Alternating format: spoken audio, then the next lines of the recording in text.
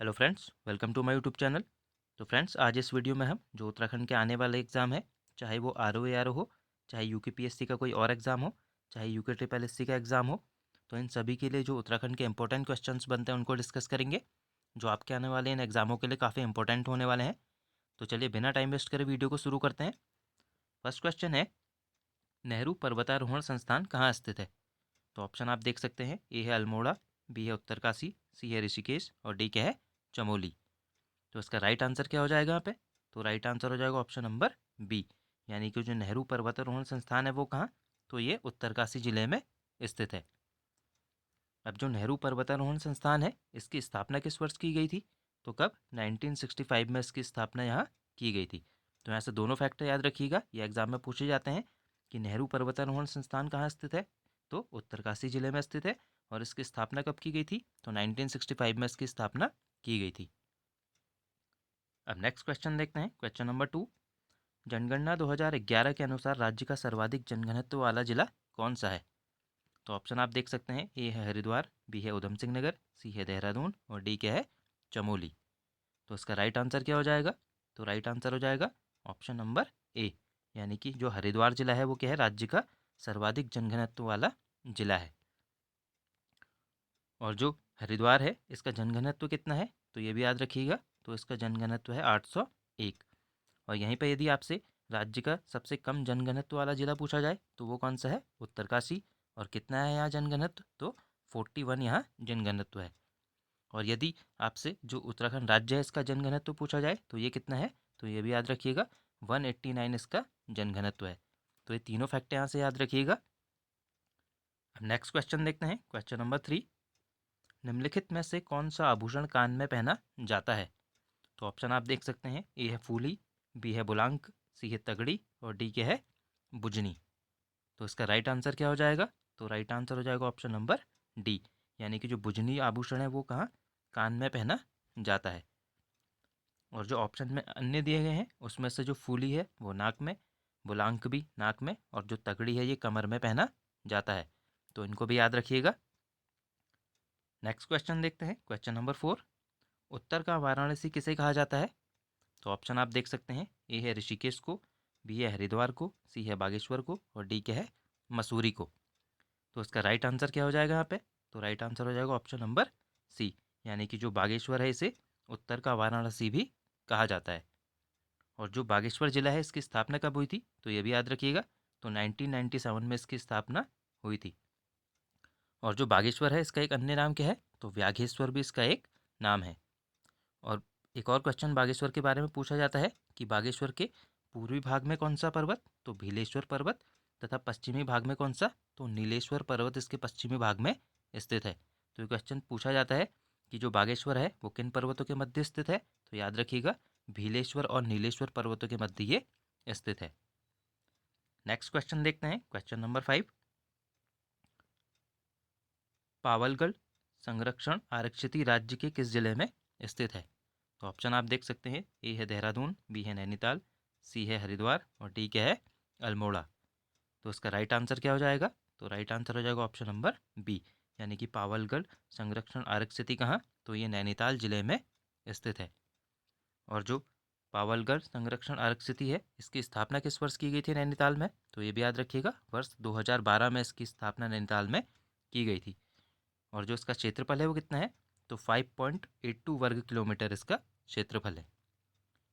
Next question देखते हैं, question number 6। Bino, Birma तथा गागस किसकी सहायक नदियां हैं? तो ऑप्शन आप देख सकते हैं। ए है पश्चिमी रामगंगा, बी है पूर्वी रामगंगा, सी है पूर्वी धौलीगंगा और डी क्या है? यमुना। तो इसका राइट आंसर क्या हो जाएगा यहाँ पे?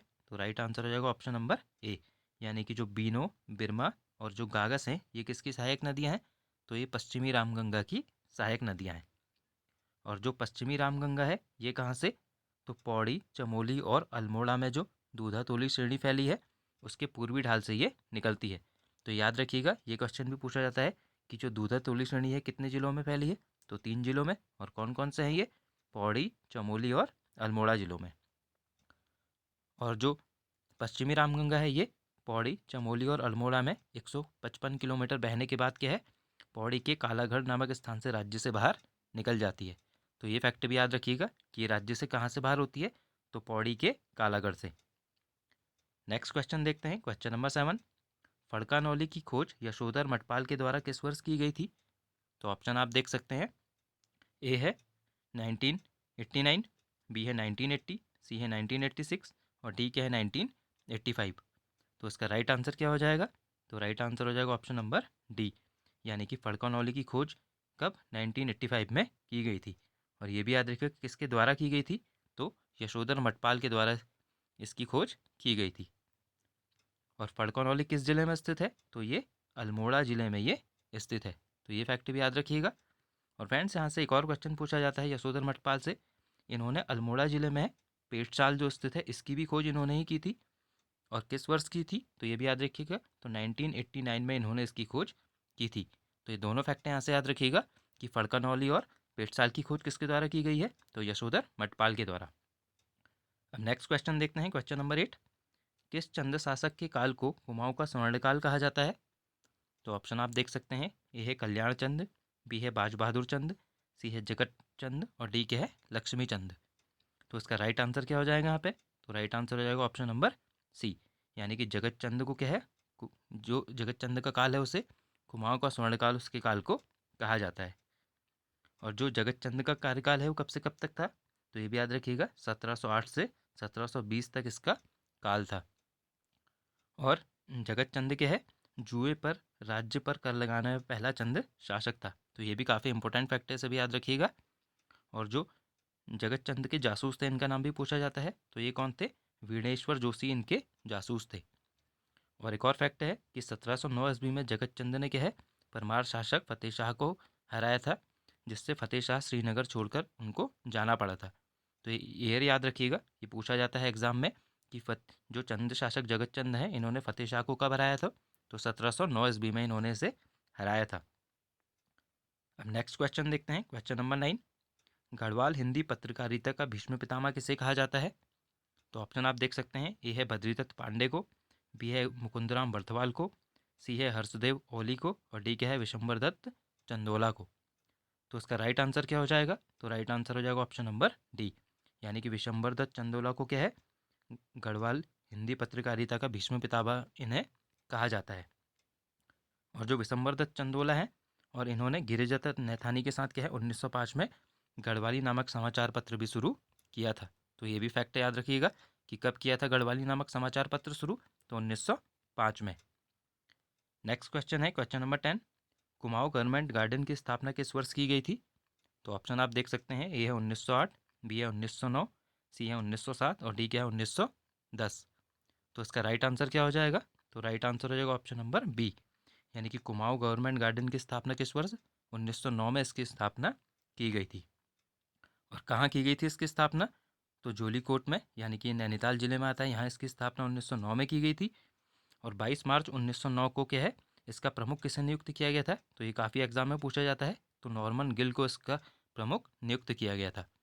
तो फ्रेंड्स, आज हमने जो यूपीएससी या यूके ट्रिपल एससी के आने वाले एग्जाम है उनके लिए उत्तराखंड के इंपॉर्टेंट क्वेश्चन डिस्कस किए। तो मिलते हैं हम नेक्स्ट वीडियो में। Thank you friends.